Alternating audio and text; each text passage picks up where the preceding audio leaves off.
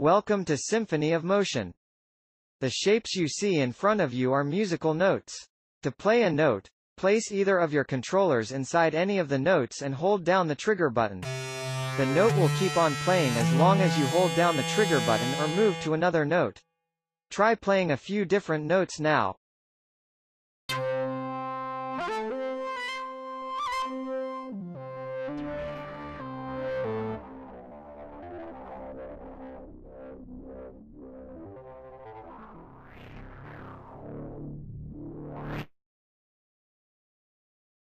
To control the volume of the note you are playing, rotate your controller like a volume knob. Try it out now.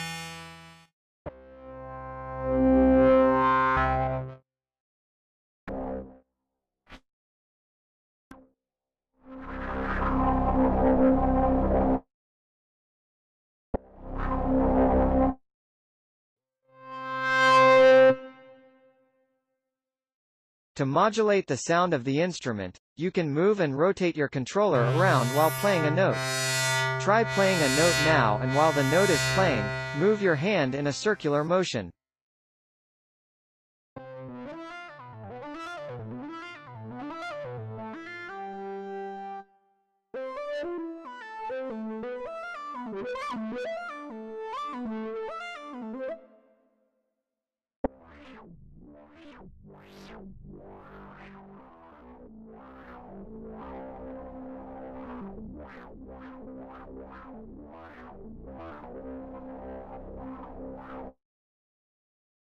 Awesome! We are almost done, but before you go and explore on your own, let's look at how to open up the user interface. To open up the user interface, press down on your left or right-hand joystick. Now open up one of the menus by moving your joystick. To understand what all of the options do, simply point at them to get more information. To close the UI, click the joystick button again.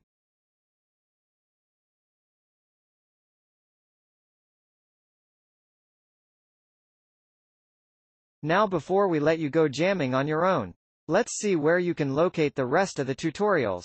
To find them, press down on your left-hand joystick, and then move your joystick to the right. To start any of the tutorials, simply point and click the one you would like to start. To get a good understanding on how everything works, it's recommended that you go through them all. But from this point onwards, feel free to explore at your own pace. To open up the drums, click on the menu button on your left controller, or switch to drums by using the settings menu on your right hand.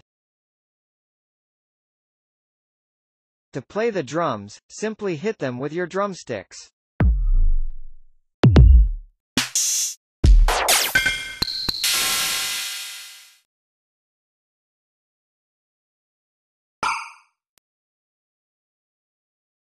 You can change the pitch of the drums by changing the rotation of your wrists.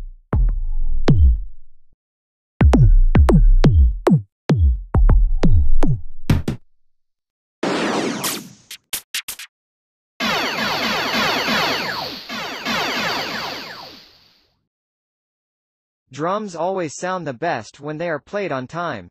To ensure this, let's enable the perfect timing option. Open up the metronome menu with your left-hand joystick. Click on the Enable Perfect Timing checkbox.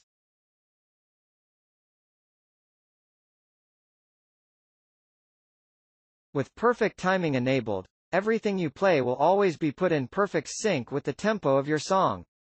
To change the drum kit or any of the settings related to drums, open up the Drums menu by clicking on your right-hand joystick and then moving the joystick to the right. Remember to check the tooltips for information about all the different options.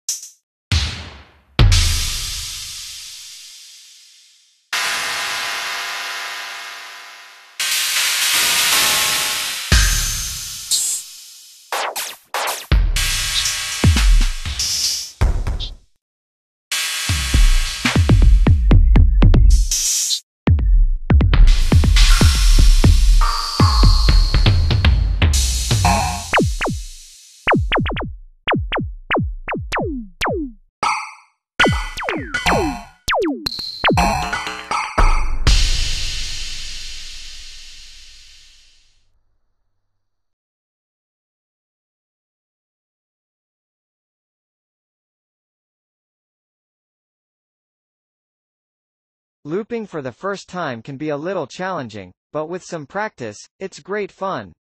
Before we can start looping, we need to hear the metronome working in the background, as it determines when our loops will begin and end. To hear the metronome, click down on your left-hand joystick and then move the joystick to the left to open the metronome menu. Now enable the click checkbox to hear the metronome. When recording loops, it's often a good idea to keep the perfect timing enabled as well, as this will ensure everything we play is recorded in perfect tempo. The high-pitched sounds you are hearing are the beginnings of beats. When you set your looper to record, it will wait until the beginning of the next beat comes, before starting the recording. Also, when you stop your ongoing recording, the looper will wait until the beginning of the next beat before stopping the recording.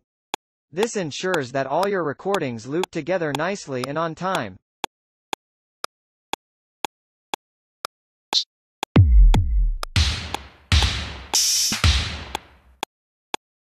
I know the clicking sound is not the most appealing sound in the world, but for beginners, I would recommend keeping it on until you get the hang of things.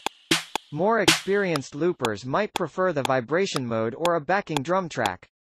To play one of the pre-made backing drum tracks, open up the drums menu with your right-hand joystick. From here, you can set one of the pre-made backing beats to play in the background.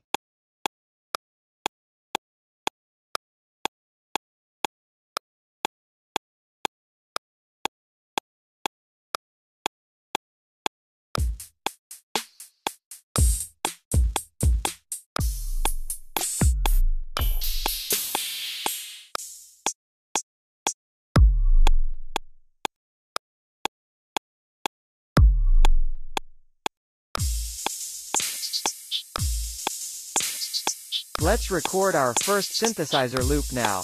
Change to the synthesizer by clicking on your left-hand menu button or by using the settings menu behind your right-hand joystick.